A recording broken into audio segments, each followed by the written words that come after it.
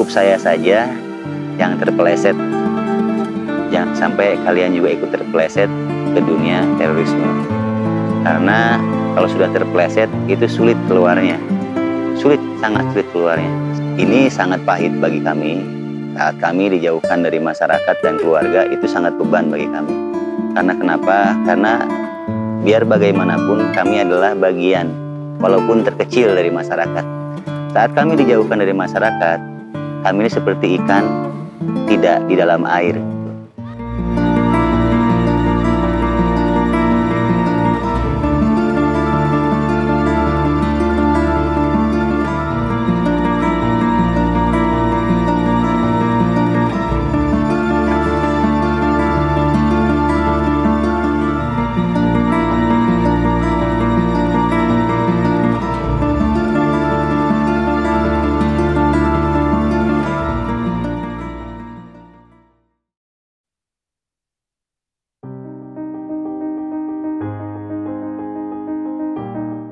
Perkenalkan, saya Hendy Suhartono dari Yayasan Hubul Waton Indonesia 19.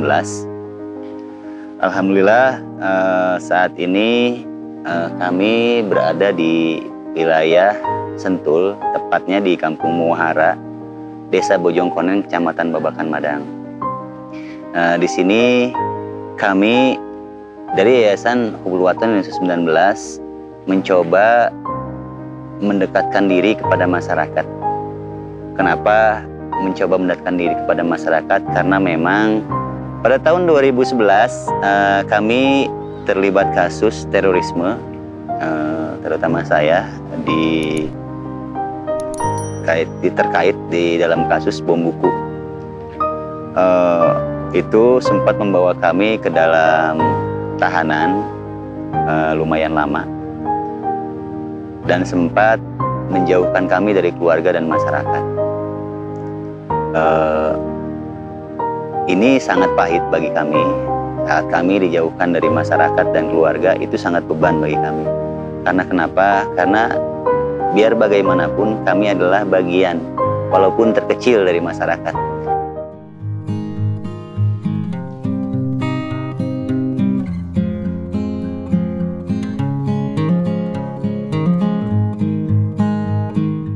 Saat kami dijauhkan dari masyarakat, kami ini seperti ikan tidak di dalam air. Makanya setelah keluar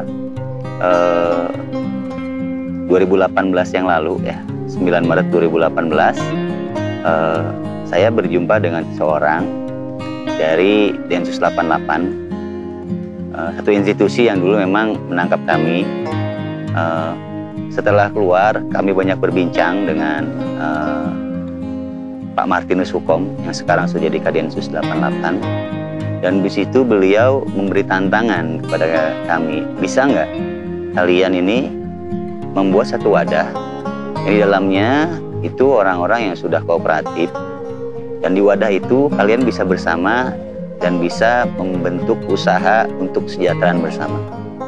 Saat itu spontan saya jawab bisa, dan alhamdulillah perlahan sejak berdirinya, diresmikannya Yayasan Hubul Waton Indonesia 19 itu pada tahun 2019 di tanggal 22 November saat itu, kita mulai masuk ke Bojongkoneng ini, ke daerah Muara ini pada 20 Februari 2020. Dan dari situ kita berkolaborasi dengan masyarakat, bersama masyarakat membangun tempat ini. Alhamdulillah perlahan tapi pasti bersama masyarakat. Awalnya kita konsen pada sapi. Pada tahap pembangunan awalnya itu memang sangat banyak melibatkan masyarakat. Awalnya di sini kan tanahnya konturnya berbatu. Kita harus melakukan cut and fill. Cut and fill itu kan harusnya menggunakan alat berat.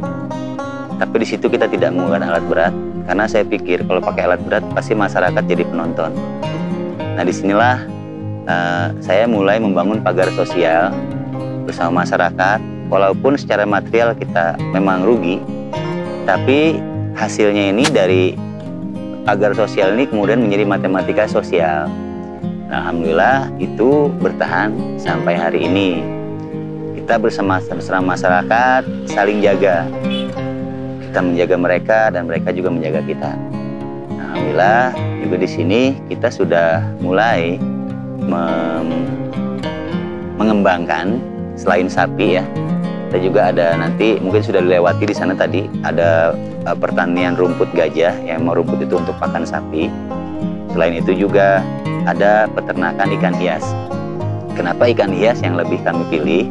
Karena memang saya pribadi dari daerah Parung, Gunung Sindur.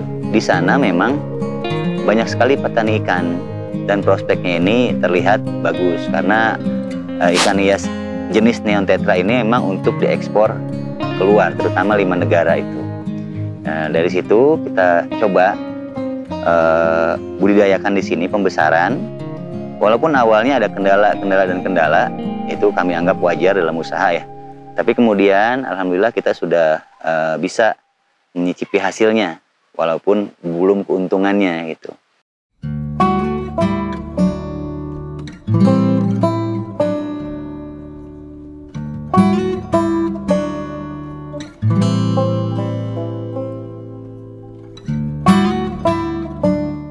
Selain itu juga ini yang paling saya rasa paling banyak bermanfaat bagi kita ataupun bagi masyarakat, yaitu agrowisata di Lewi Pengaduan namanya. Di sana kita berkolaborasi bekerja sama dengan masyarakat membangun semuanya dari lewinya, terus lapak-lapak dagangnya. Lapak-lapak dagang ini jumlahnya ada 16 dan itu 13-nya itu masyarakat yang isi, nah, tiganya dari yayasan. Ya walaupun pendanaan semuanya dari yayasan dan yayasan juga dapat uangnya dari negara lah ibaratnya. Tapi tetap di bawah itu kita lebih mengutamakan untuk masyarakatnya. Kenapa masyarakat kita lebih utamakan? Karena dalam menjalankan program deradikalisasi ini, barometer kami adalah masyarakat. Saat masyarakat bisa menerima, maka program tersebut bisa dikatakan berhasil. Tapi kalau masyarakat tidak bisa menerima, boleh dipertanyakan program tersebut. Kalau pengunjung fluktuatif sih ya, fluktuatif karena hampir setiap tempat wisata tuh terutama wisata alam ya, kalau cuaca sedang ekstrim ya kan selalu ada himbauan dari pemerintah. Seperti kemarin kami itu di Oktober, akhir Oktober sampai November itu kan cuaca sangat ekstrim, itu ya sangat sedikit yang hadir, yang datang. Tapi biar bagaimanapun kami harus ada perawatan, aset dan lain-lain, dan itu kan membutuhkan pekerja ya, terutama dari warga-warga. Sepailit apapun kita tetap mengutamakan untuk warga, ibarat kata upah kerjanya jangan sampai kita lupakan. Karena itu sebagai bentuk saling peduli kita kepada mereka. Nah, mereka membutuhkan itu, ya sepahit apapun kita, sebangkrut apapun kita ibaratnya, tetap kita carikan untuk mereka. Kalau rata-rata ya, rata-rata kita ambil normalnya itu, kalau di weekend itu, kalau normal itu bisa masuk 500, Sabtu Minggu, artinya 1 minggu itu bisa masuk 1.500, ya sepahit-pahitnya kalau normal itu 5.000 per bulan.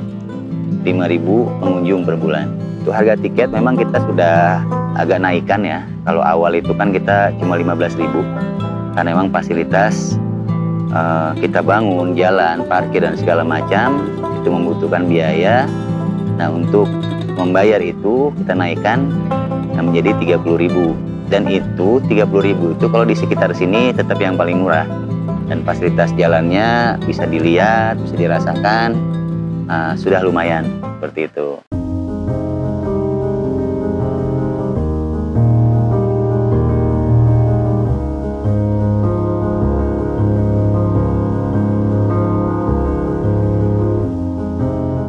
Ada satu yang saya sangat pesankan, terutama kepada generasi-generasi muda ya.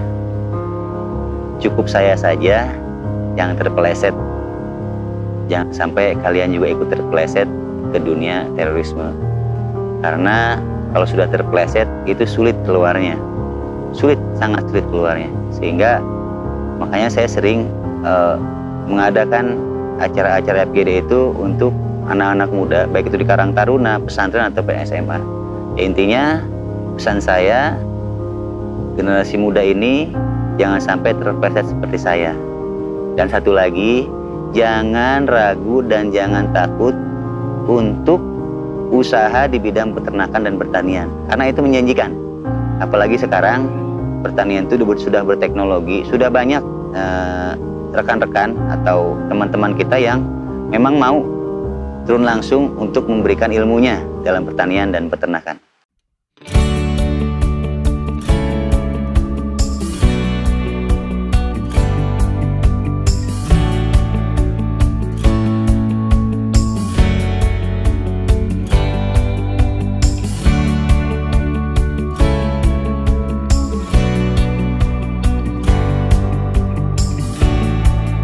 Oke, rekan-rekan sekalian, jangan lupa like, subscribe, dan share YouTube Agro Maritim. Nah, bantu teman-teman kita untuk mensukseskan program-programnya. Terima kasih.